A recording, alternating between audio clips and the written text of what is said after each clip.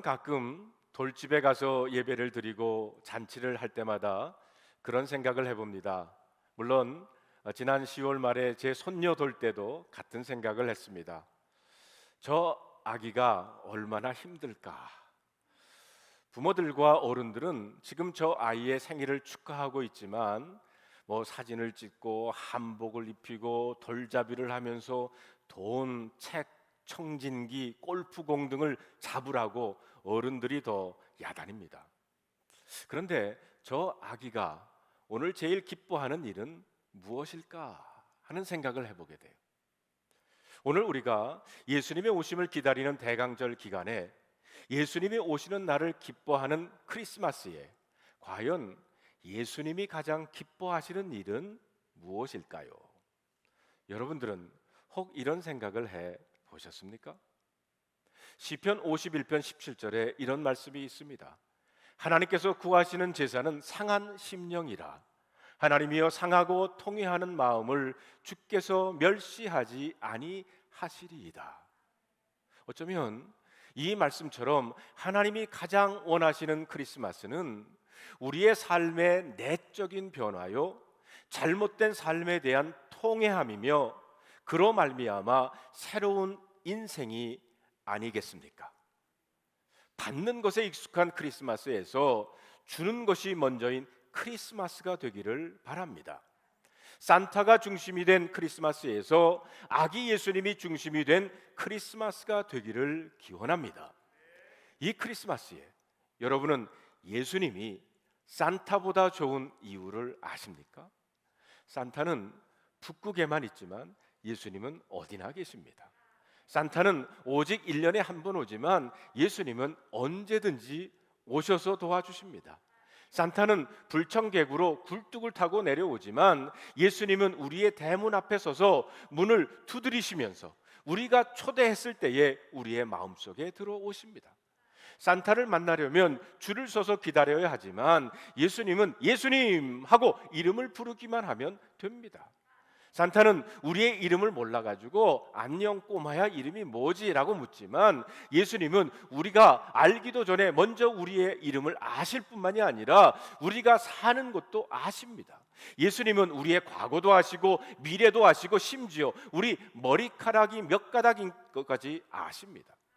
산타는 울면 안 돼, 울면 안 돼 라고 말하지만 예수님은 모든 염려를 맡기라 내가 저리를 쉬게 하리라 이렇게 말씀하십니다.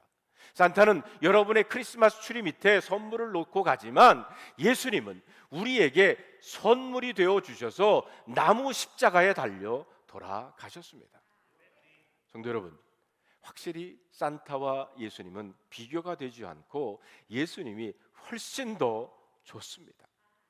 오늘은 대강절 네 번째 주일이고 성탄 주일로 지키고 있습니다.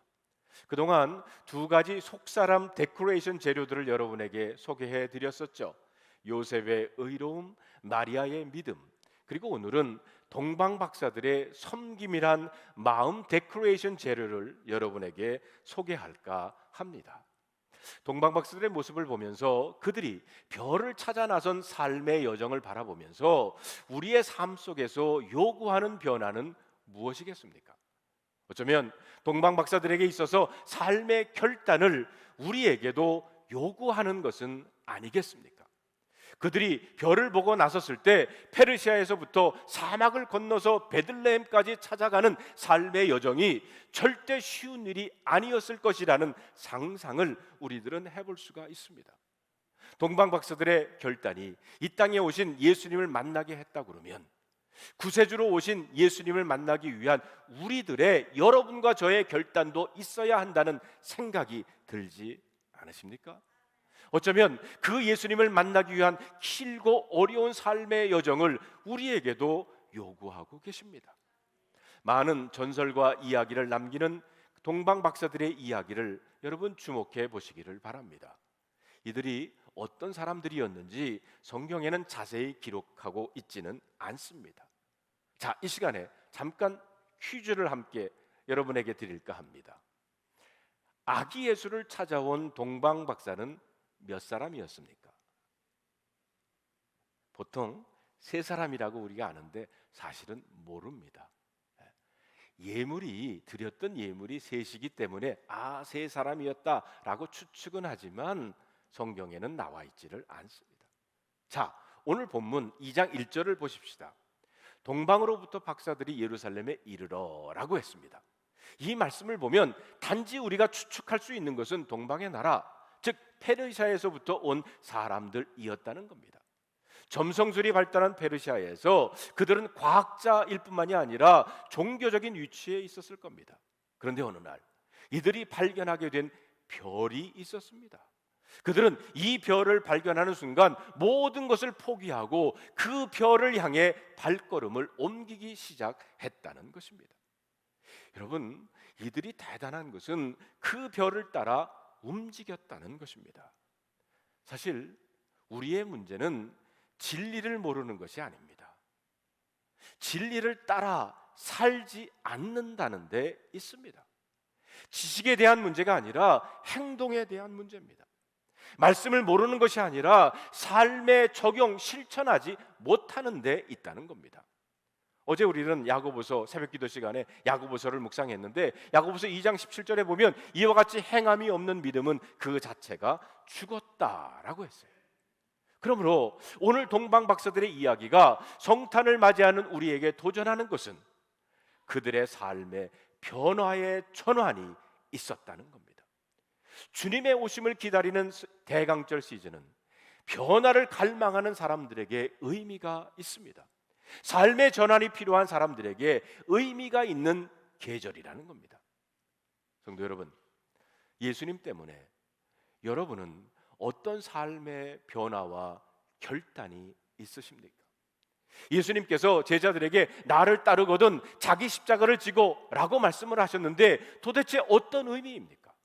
십자가를 잡으려면 내 두 손에 잡은 것을 놓아야 합니다.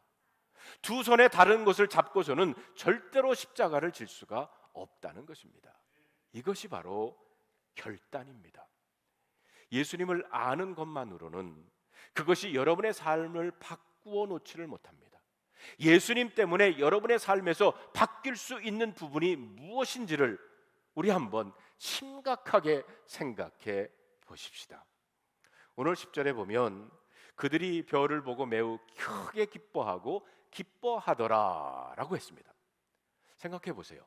동방 박사가 그 큰 별이 있는 것을 알고 움직이지 않았다면, 그들의 삶의 가치관이 달라지지 않았다면, 경배할 수 있는 사람이 되지 않았다면 그들에게 그런 큰 기쁨이 존재하지 않았을 겁니다. 주님을 향해 여러분의 삶을 돌리고 변화를 시작하는 여러분에게 주시는 큰 기쁨이 있음을 여러분 믿으시기를 바랍니다. 예수님께서 공생애를 사시면서 가장 많이 겪었던 갈등이 바로 삶의 변화의 전환이었습니다. 그 당시 유대인들, 율법 중심의 사람들에게 어떻게 하면 은혜의 삶을 살 것인가를 예수님은 가르치기를 원했어요. 그것이 복음이고, 복음은 변화의 결단을 가져온다는 것입니다. 여러분, 누가복음 5장에 보면 예수님께서 처음으로 제자를 부르시는 장면이 나옵니다. 갈릴리 호수에서 물고기를 잡던 제자들이 아무것도 잡지 못하고 실망에 쌓여 있을 때 주님은 다가오셔서 이렇게 말씀을 하십니다. 시몬에게 이르시되 깊은 데로 가서 그물을 내려 고기를 잡으라. 여러분, 이게 무슨 말입니까? 물고기를 잡는 데 있어서 전문가들인 그 사람들에게, 어부들에게 다가가셔가지고 목수인 예수님이 깊은 곳으로 가서 그물을 던지라고 말씀하셨을 때 이들이 그 말씀을 순종하기가 얼마나 어려웠겠습니까? 그들에게는 지금까지 자신들이 살아온 삶의 경험이 있었습니다. 그런데 이 실망에 차 있던 사람들이 왠지 모르게 예수님의 권위에 순종을 한 것입니다. 자신들이 가지고 있었던 삶의 경험, 노하우를 내려놓고 예수님의 말씀을 따른 것입니다. 여러분, 누가복음 5장 5절로 7절에 보면 이런 말씀이 나옵니다. 시몬 베드로 대답하여 이르되 선생님, 우리들이 밤이 새도록 수고하였으되 잡은 것이 없지만은 말씀에 의지하여 내가 그물을 내리이다 하고, 그렇게 하니 고기를 잡은 것이 힘이 많아 그물이 찢어지는지라. 이에 다른 배에 있는 동무들에게 손짓하여 와서 도와달라 하니 그들이 와서 두 배의 채움에 잠기게 되었더라. 자신의 경험에 의하여 아무런 소용이 없는 일이었지만 순종하여 말씀을 따랐다는 겁니다. 다시 말하면 자신의 가치관에서 예수님의 가치관으로 전환이 일어난 거예요.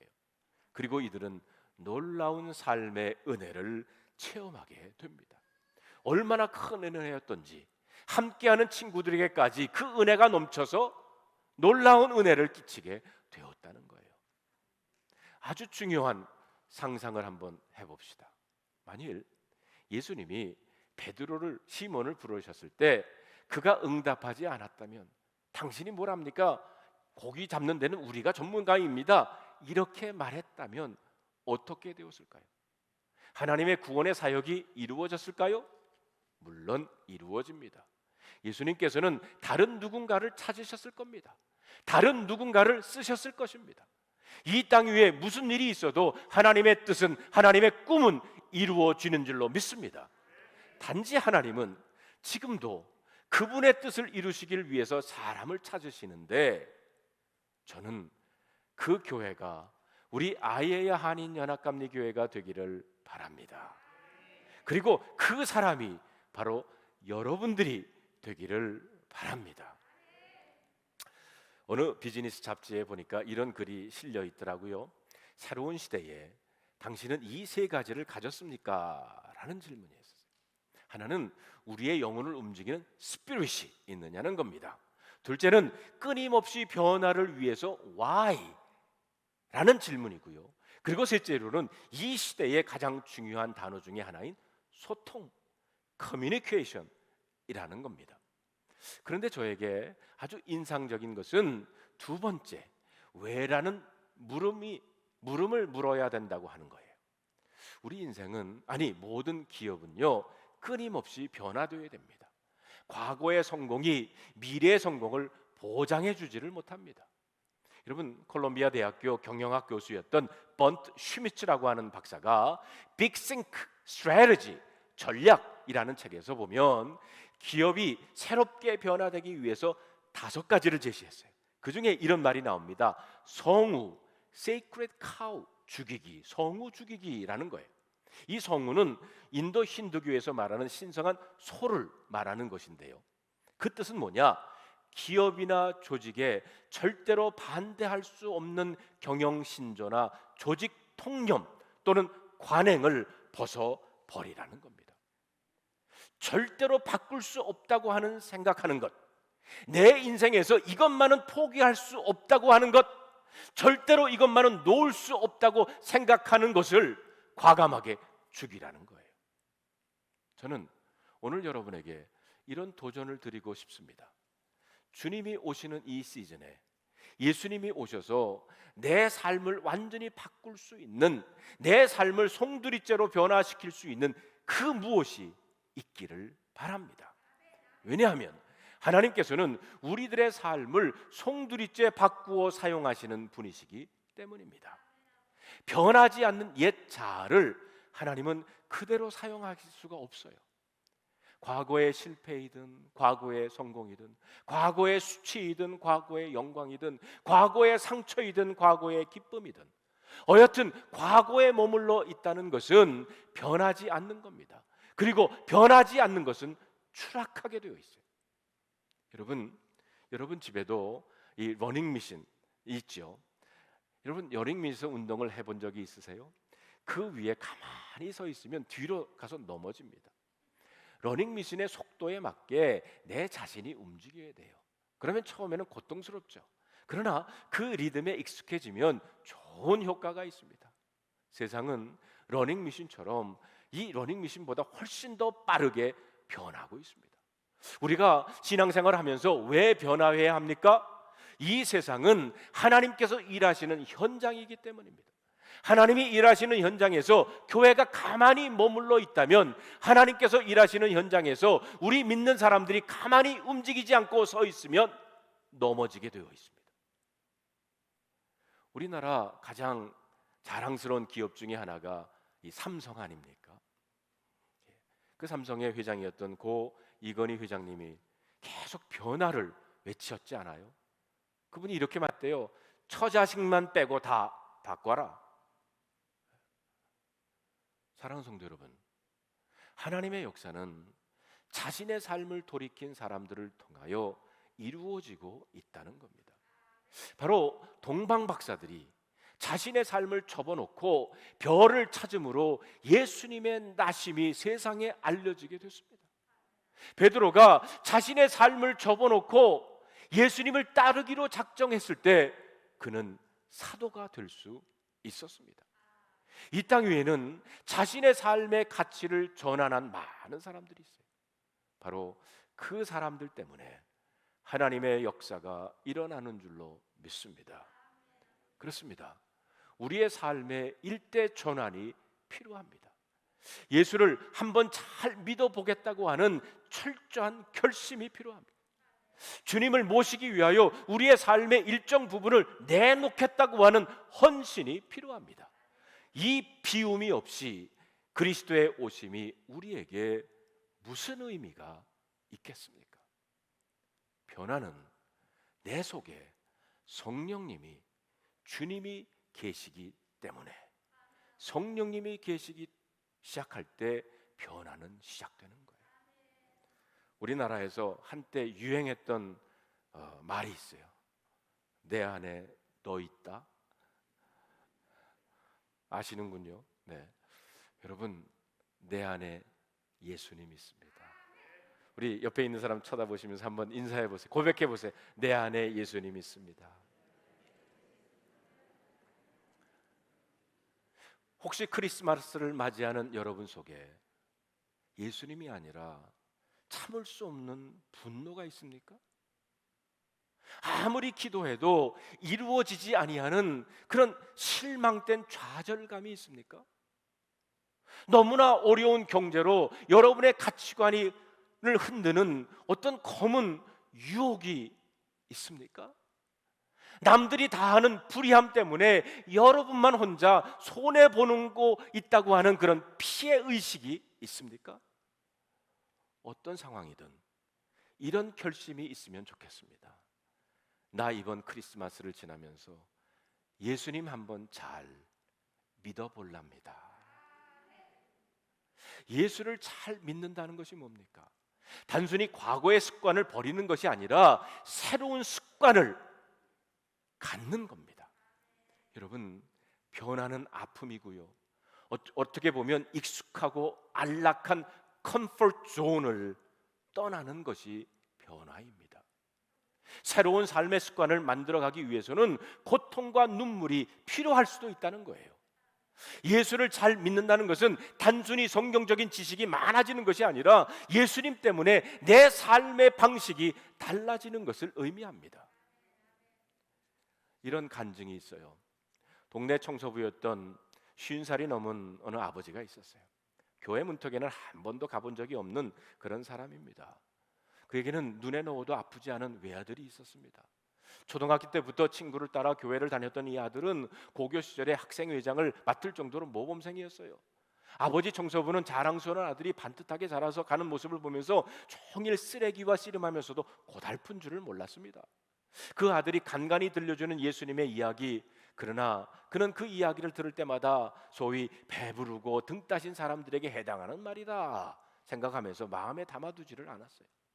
어느 날 수업을 마치고 미아리 고개를 넘어오던 아들이 과속 트럭에 치여 그 자리에서 즉사를 하고 말았습니다. 하늘이 무너지는 것 같았어요. 금방이라도 아들이 대문을 벌컥 열고 아버지 학교 다녀왔습니다 이렇게 인사할 것 같았습니다. 그렇게 성실하게 교회를 위해서 봉사했는데 우리 아들이 무슨 죄를 지었다고 우리 아들 살려내라고 아버지는 하늘을 대고 악을 쓰면서 삿대질을 해댔어요. 그래도 성이 안 차는 아버지는 교회 목사님을 찾아와서 멱살을 잡고 온갖 욕설을 퍼부었답니다. 그는 통곡을 하다가 마침내 실신을 하고 말았어요. 목사님은 앙상하게 뼈만 남은 그를 안방에 눕혀놓고 그가 깰 때까지 옆에서 지켜보면서 기도를 해주었습니다. 주일 예배 시간에 설교를 하던 목사님은 뒷자리에 앉아서 눈물을 훔치는 그 아버지를 발견하게 됩니다. 예배가 끝나고 나서 그는 목사님의 손을 꼭 붙잡고는 이렇게 말했어요.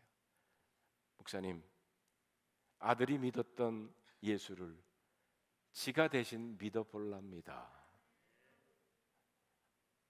아들이 떠난 후 수년이 지난 지금 이 아버지 청소부는 이렇게 좋은 예수님을 아들이 살았을 때 나도 같이 믿었더라면 얼마나 좋았을까, 이렇게 아쉬워하더랍니다. 여러분이 예수님을 절대로 믿지 못하고 그리스도의 증인이 되지 못함이 다른 사람 탓이 아니라 여러분 내면의 문제임을 돌봐야 합니다. 여러분, 또 한 번 상상의 나래를 펴 봅시다.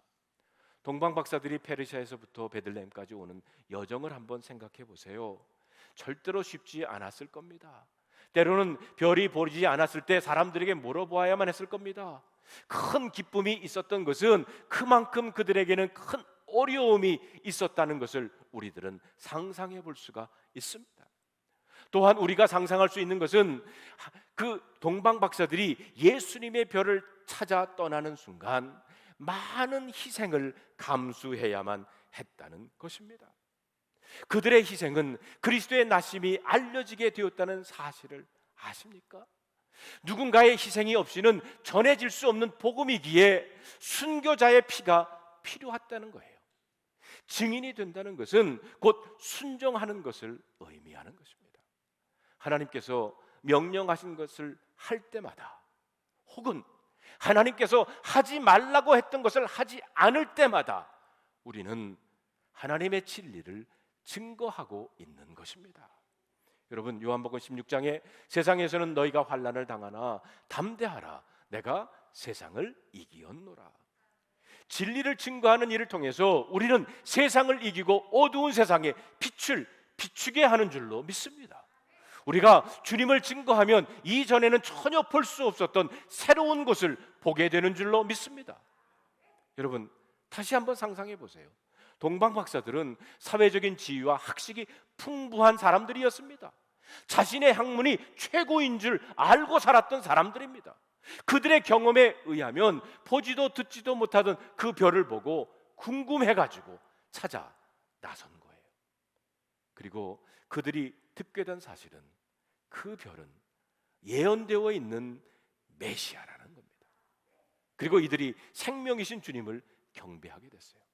그들은 경배만 한 것이 아니라 세 가지 귀한 예물을 드렸습니다. 여러분 한번 생각해 보시길 바랍니다. 이들이 주님께 경배하며 예물을 드렸을 때 아까운 마음이 있었을까요? 그렇지 않았을 겁니다. 그 물건의 가치보다 그들은 깨달은 삶의 은혜가 더 큰 것이었음을 알았기 때문입니다. 드렸던 예물 중에 첫째가 황금입니다. 황금이 귀하다는 것은 동서고금을 막론하고 자명한 사실이죠. 요즘 금값이 정말 금값이라고 하지 않습니까? 유황은 귀한 향료입니다. 옛날 근동 지방에서는 향유가 재산 증식의 수단이었다고 그래요. 모략은 시체에 바르기도 하고 사형수에게 마취제로 사용하기도 했습니다. 이 세 가지는 평상시에 감히 볼 수도 그리고 사용할 수도 없는 거예요. 그 귀한 것을 크게 기뻐하며 주님 앞에 그들은 내놓았던 겁니다. 유명한 찰스 스완들 목사님의 섬기는 삶은 이처럼 아름답다라고 하는 책에 보면 이런 이야기가 있어요. 어느 추운 이른 아침에 한 미국 군인이 런던에 있는 막사로 돌아가고 있었대요. 지프를 몰고 길 모퉁이를 돌아가는데 빵집 창문에 코를 바싹 댄 거지 어린아이를 발견한 거예요. 그 안에 요리사가 아주 신선한 도넛 한 솥을 만들고 있었습니다. 굶주림에 지친 이 소녀는 아무 말도 않은 채 그 요리사가 만드는 빚어대는 그 도넛을 보고만 있었어요. 이 군인은 지프를 길가에 세워놓고 그 어린 소년에게 다가섰어요. 김을 무럭무럭 나는 창문을 통해서 뜨겁게 달궈진 오븐에서 꺼낸 먹음직스러운 그 빵을 진열대에 놓고 있는 그걸 보면서 이 소녀는 침을 삼키고 있었답니다. 얘야, 저 빵 먹고 싶니? 예, 먹고 싶어요. 미국 병사는 가게에 들어가서 도넛 12개를 사서 상자에 넣어서 그 어린아이에게 여기 있다 전해줬대요. 그리고 돌아서는데 누군가가 자기 코트를 잡더래요. 돌아보니까 그 소년이 하는 말이, 아저씨가 예수님이세요? 우리는 나의 것을 다른 사람과 나눌 때 예수님을 닮아가는 겁니다. 우리의 가장 귀한 것을 기꺼이 하나님과 이웃을 위해 쓰려고 하는 마음이 바로 성탄의 정신입니다. 물질이면 물질, 시간이면 시간, 노동력이면 노동력, 우리에게 금쪽같이 귀한 것을 하나님께 드리고 이웃과 나누려고 하는 자세보다 더 중요한 것은 없습니다. 동방박사들은 먼 나라로부터 별을 따라 베들레헴 마구간까지 왔습니다. 그리고 황금과 유황과 몰약을 정성껏 아기 예수님께 드렸습니다. 이들에게 배울 점은 뭡니까? 지극정성을 다하여 섬기는 나눔의 정신입니다. 오늘 우리는 이들이 가졌던 섬김의 정신으로 우리의 마음을 한번 단장해 보시기를 바랍니다. 그리고 무엇보다도 우리의 가장 귀한 것을 주님께 드려야 합니다. 그것이 마음이든 물질이든 우리의 시간이든 아니면 육신의 노동이든 상관없습니다. 현재 우리에게 귀하게 생각하는 것을 기꺼이 드리려고 하는 섬김의 자세가 중요하다는 거예요. 여러분, 아기 예수님께 여러분들은 어떤 선물을 드리시겠습니까? 황금, 유향, 몰약, 어떤 선물이라도 좋습니다. 기쁜 마음으로 귀한 것을 주님께 드리는 겁니다. 그리고 오늘 이 아침에 동방박사들이 가졌던 섬김의 자세를 여러분 마음에 장식해 보시기를 바랍니다. 그러면 이제 요셉의 의로움과 마리아의 믿음, 그리고 동방박사들의 섬김으로 여러분의 마음이 이번 성탄에는 아름답게 장식될 줄로 믿습니다. 여러분의 삶이 너무나 고달프고 어려운 코로나 팬데믹 가운데 살지라도 여러분의 삶이 기쁜 소식이 되기를 바랍니다. 그래서 여러분들이 가는 곳곳마다 복음이 전해지는 하나님의 역사가 일어나기를 바랍니다. 성도 여러분, 삶은 변하는 겁니다. 삶은 결단입니다. 삶은 행동으로 옮겨져야 합니다. 그리고 희생과 사랑의 나눔이 있는 것에 우리 주님께서 계십니다. 오늘 동방박사들의 이 섬김을 여러분 마음속에 생각해 보시면서 오늘 이 네 가지 질문을 여러분 마음속에서 한번 답해 보시기를 바랍니다. 첫째로, 여러분이 성탄에 받은 선물 가운데 가장 기억나는 것은 무엇인가요? 왜 그렇습니까? 둘째로, 여러분은 이번 성탄에 아기 예수님께 어떤 선물을 드리기를 원하십니까? 그리고 세 번째로, 여러분의 이웃과 나눌 수 있는 것은 무엇입니까? 그리고 네 번째로, 여러분은 이번 성탄에 어떤 변화의 결단을 하시고자 합니까?